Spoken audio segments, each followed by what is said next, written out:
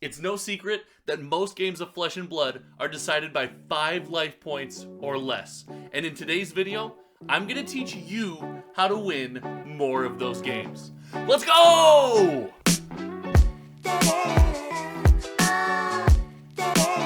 That's right, ladies and gentlemen. Welcome back to Hometown TCG. You guys know me, my name is Josh, and today we want to talk about those tight games of Flesh and Blood, those close contests that I want you to start winning. And for those 5 life or less games, I got 5 tips that are going to take you across the finish line. And if you stick around to the end of this video, you are going to find out how you can win some extra help, a little bonus support, and some cool stuff to help you achieve all of your goals in Flesh and Blood. But enough about that, let's get into today's topic. We're talking 5 tips for winning games that are 5 life or less apart, and we're going to start with tip number 1. And tip number 1 does not start at the end of the game. Most people think that these close games of Flesh and Blood are decided in critical points at the end of the game when these heroes are throwing attacks back and forth and slugging it out, but that is not the case. These low health games are won way before you ever throw your first attack. And the first tip is going to be make a plan and know your matchup. This comes into play when both players flip their heroes over and you know what your deck wants to do. When you see your opponent's hero, you need to start thinking of things like, who has the advantage? Who gets to be the aggressor? Who has to play on the back foot? What is my strategy to win this game against this hero? And you have to think, certain heroes play great at the end of the game and certain heroes don't. So you start thinking about your opponent's advantages. What do we think your opponent's going to do? And how can we nullify those advantages? And then finally, you need to come up with a life threshold. And what a life threshold is a bare minimum life that you must stay at to keep the game winnable. For example, if you're playing against Katsu, and Katsu is able to constantly keep a full grip, and you're at 3 or even 2 life, sometimes even 4, the game can feel almost unwinnable due to the nature of Katsu's small chip damage and the threat of a Razor Reflex coming over the top for the finish. You know that Katsu will excel in those tight windows. So you must make the commitment, make the plan. What tight windows can you get into? What can't you get into? What's your strategy? What's your opponent's strategy? And what are you going to do to kind of pick their strategy apart? So having a plan is step 1, and that starts before you ever throw your first attack. Now, step 2 involves this plan. You're going to make this plan, you're going to have this, but step 2 is all about, it's great to have a plan, it's great to have a treasure map, but if you don't follow that treasure map to the buried treasure, you're never going to get any gold. You must follow this plan, and not only must you follow this plan, you must make early game decisions that will support this plan. What I mean by this is if you're a hero that is going to excel in the late game, often you want to pitch that Razor Reflex. You want to pitch that win condition to cycle around for second cycle and then finish your opponent off later. But if you're a hero that can't afford to get to that late game, if you know you got to be go, go, go, then you need to be all worried about maximizing each and every one of your turns. And that means after you've analyzed this matchup, after you've made the plan and found your path to victory, you need to make decisions right from hand 1, right from draw 1, to make this plan a reality. So step 2 is making sure you make early and good decisions to put your plan into action and make sure you are the one enacting their plan on the game over your opponent. However, guys, the old saying goes, everyone's got a plan until they get punched in the mouth. So step 3 comes from a very famous person, a huge hero of mine. It comes from Bruce Lee, and we're going to call step 3, be like water, friend.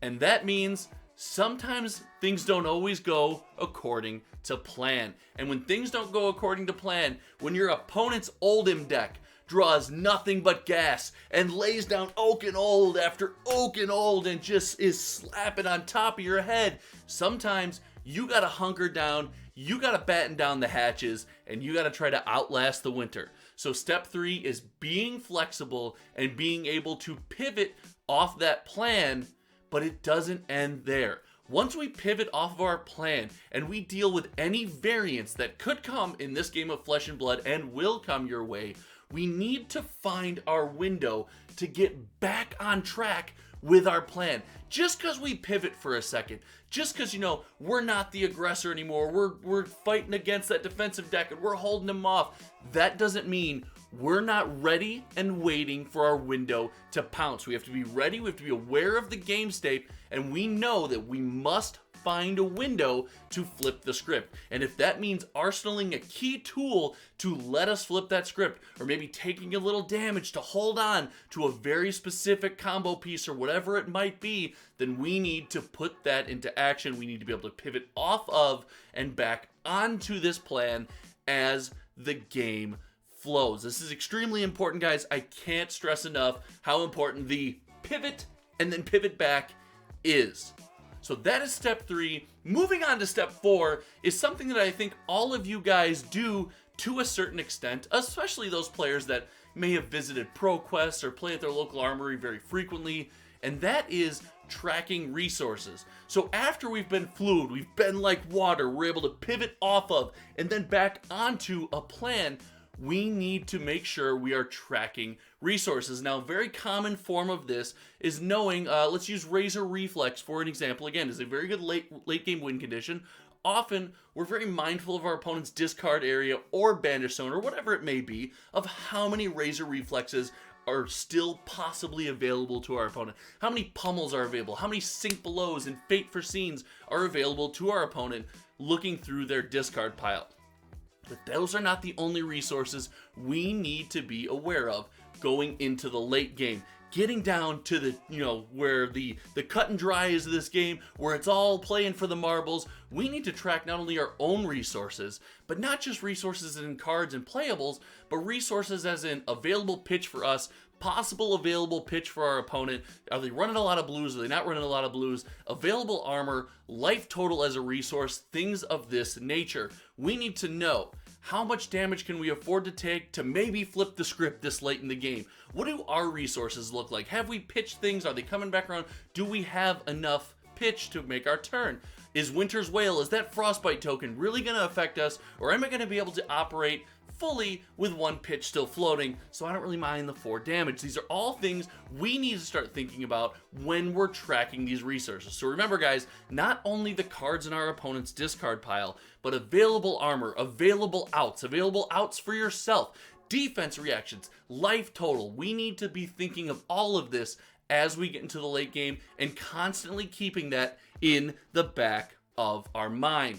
And that's going to help us enact the 5th part of this plan.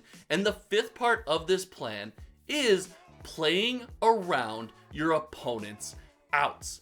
And what that means, guys, and actually this is kind of a 2-parter, that means playing around the outs that you are tracking that you know are still in your opponent's deck. Whether it be defense reactions, whether it be attack reactions, Sigil of Solace, some life gain, maybe something they're digging for to generate some tools or some tokens on the battlefield, some auras, whatever it might be, guys. We need to track these resources and know how to play around them.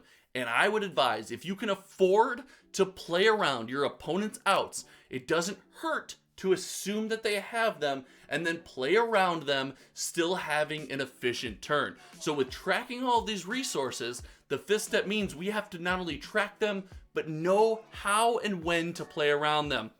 And the second part of step 5 is the scariest part, and this is the part that comes with playing games of Flesh and Blood, and the part I see a ton of players fail at, that you need to practice tonight when you play Flesh and Blood, and that is know when to let it fly, baby. That's right. Sooner or later, in these tight games of Flesh and Blood, you are not going to be able to play around all of your opponent's outs any longer. And at this point, if you've been tracking resources, monitoring what cards are left in your opponent's hand, how long they've held onto that arsenal target, maybe if they've taken damage to hold on to a certain card and then passed just to keep it in their hand, if you can keep all this in your mind while you're playing, then you know what outs you can afford to play around, and you know the likelihood of your back is against the wall, it's now or nothing, it's go time. What do we think the odds are that my opponent has it, and what are the odds that they don't? And if you've done your calculations, you felt the scenario out, you think there's no way based on how your opponent's playing that it's time to let it fly. And you need to know when you can't afford to play around those outs anymore, the plan is time to come to fruition, we gotta go to win this game. And that's a very risky assessment, and often we try to keep ourselves out of that situation. But as we said, guys, almost all of these games of Flesh and Blood are gonna go down to the wire. You're gonna find yourself in that situation. So to recap really quick, just a gross overview. Analyze the matchup. Take early steps to put your plan into action. Make sure you can pivot off your plan to deal with any variance that might come in the game, but don't forget to pivot back on target to win this game. Start tracking those late game resources, know what you have left, know what your opponent has left, know what the outs and the win cons are, and then finally know when it's time to play around your opponent's outs and when it's time to shoot for the moon and go for it. Guys, following these steps, practicing these steps, keeping them in your mind while you play Flesh and Blood is going to make you a better Flesh and Blood player.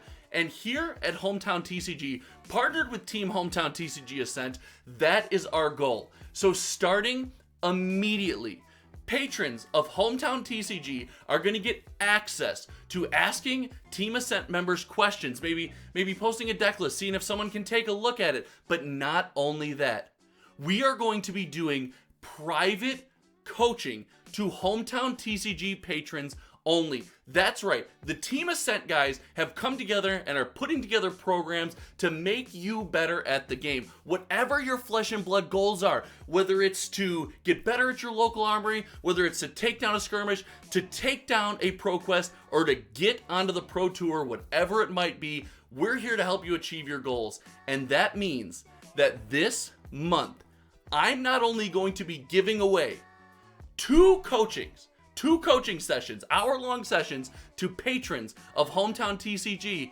but every single month, I myself am going to pay Team Ascent, with all proceeds going only to Team Ascent, for a masterclass. That's right, ladies and gentlemen, Team Ascent is going to host a masterclass on a specific hero for patrons of Hometown TCG, as well as the opportunity to receive coaching, to give advice. All of this happening because these guys are just so awesome, great members of the community, and this month is one of my favorite. At the end of this month, we will be doing a masterclass on Viserai with John Rooks himself. He is going to be walking us through Viserai the hero from bottom to top in the current meta. I cannot wait. So again, if you want to achieve your Flesh and Blood goals and get better at this, visit me at patreon.com/HometownTCG. Jump in our Discord community, get access to all of this cool stuff, and then also hang out. We're such a chill and fun community. All the people in there seem to know each other really well. It's such a great environment.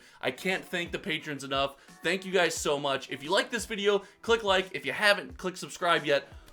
Come on, man, help me out. I'm racing to 4K. Click that subscribe button, and I will see you guys in the next one. Thanks again. We'll see ya. Whoa!